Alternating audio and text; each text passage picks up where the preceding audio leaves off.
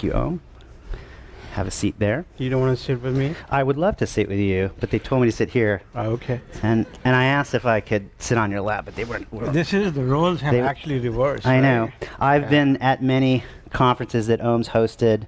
I think I screwed up and embargoed really badly once with you. You may not remember that. I didn't bring that up to you earlier. But Om taught me a lot about tech journalism in the last 10 or 12 years. But here's what I'd like to do to start out with is, writing and finding that story has been, I think a through line for you in your career, from the early days in India to coming to the US to ultimately becoming an entrepreneur yourself and now an investor. Maybe start out with telling the audience how you think about it, how you frame the approach to getting the great story. Do you want you want the keys to the kingdom as well? I think that's what these people want. Okay. Don't be so coy. Yeah. First of all, thank you for having me, and thank you everyone for making time today and listening to me ramble on a little bit. I'm just pre-warning you. It's also very humbling how many people don't know me, which is good. That keeps me working hard to kind of get to know more people. But that's the greatness of Silicon Valley, is that every 12 months there is a new crop of interesting, intelligent, and smart people coming through and in reinventing this area we call home. Just from my own standpoint, when I was a kid, maybe 12 or 13, I started reading magazines, and I realized that that's what I wanted to do. I wanted to tell the stories which were shared in those magazines. I clearly remember reading Electric Acid Kool-Aid Test by Tom Wolfe, and I'm just saying, wait, do you think I can get paid for this? That was just like the biggest aha moment of my life, and no one in my family essentially wrote English or spoke English at that time. So I had to learn everything, and I was just, I just knew enough English to kind of read everything. And since then I realized that, storytelling is essentially communications, right? It is communicating with other human beings. And if you understand that reality, that's what, I did in my entire career. I think our grandmothers told us stories, and, those stories were passed through generations. The Bible is a series of stories, and, in India we've had books which are historical. They're all stories, and they have wisdom, and they have a lot of knowledge. And essentially what it is the same with technology. You tell the story, there is characters, there is a lesson, there is, some wisdom involved in it, and how do you do that? And that's been the storytelling, aspect of my life. I think over the years I've become better at it, and I also got tired of it, so I decided it may be time to step back. Yeah. Well, so tell me a little more. So we do want the keys, to be clear. It's all coming. I think these folks do. So you talked a little bit about the story, what we all share in common. I'm paraphrasing as humans. Maybe there's dramatic arc in the story.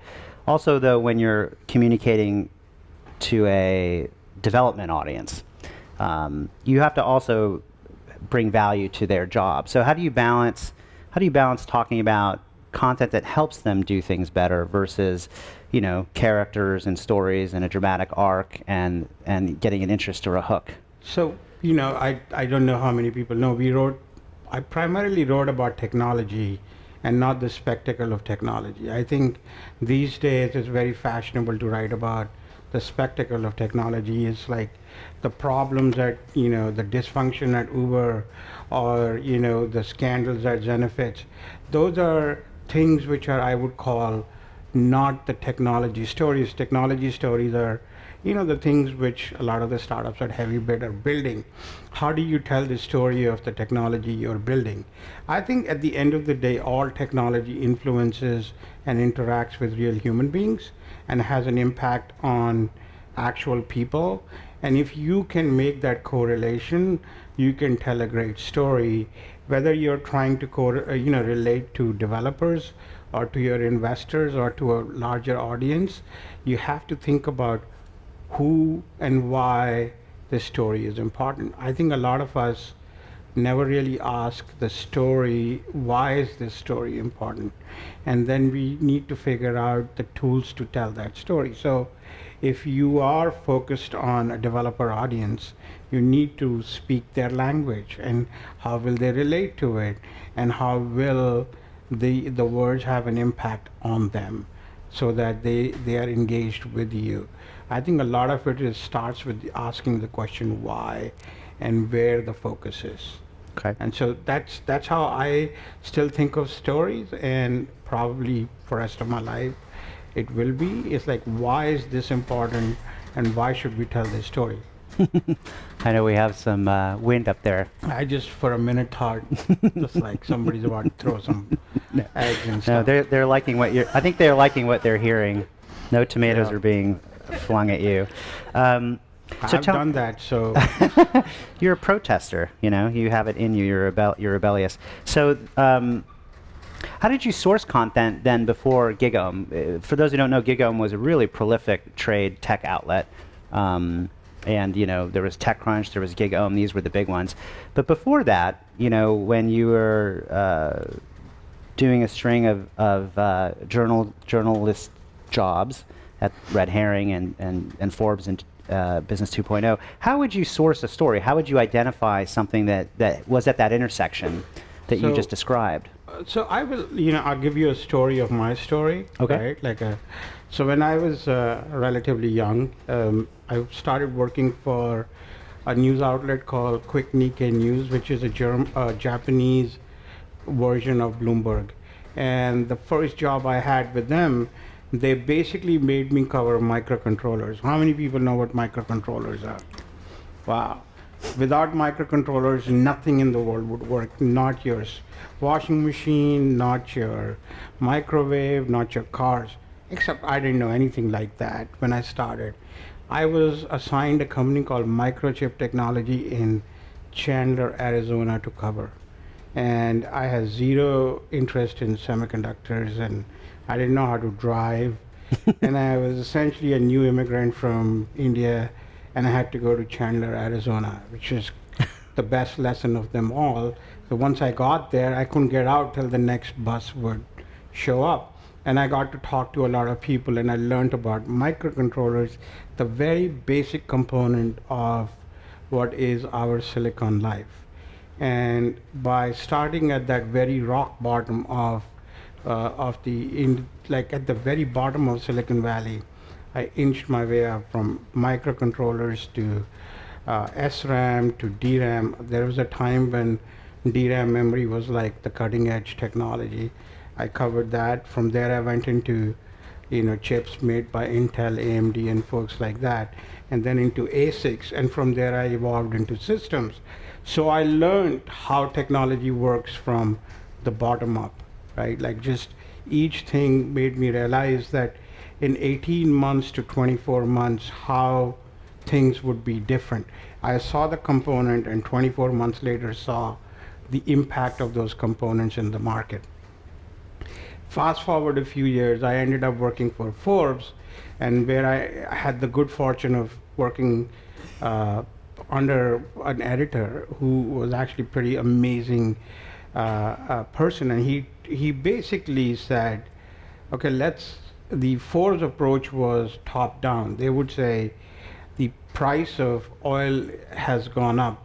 Who suffers? Most people would say oil companies. Next, people would get car sales would slow down, and somebody smarter and in Wall Street would say the tire sales will slow Right. down because people are driving cars less, so consuming less tires.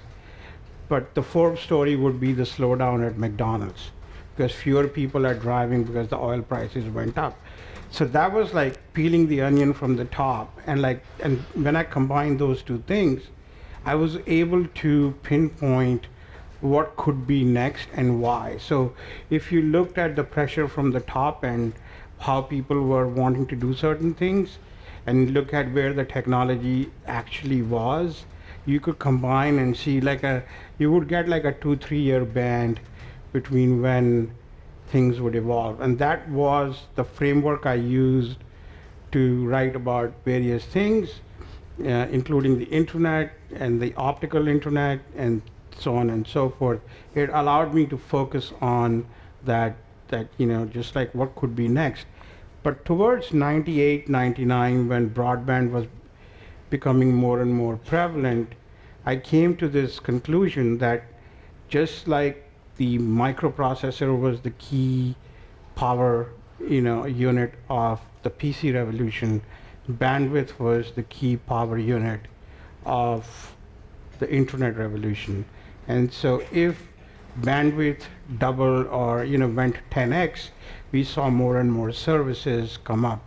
And with that idea in my mind, I actually expected some new stories or new companies to emerge, and so I would go out and hunt for them.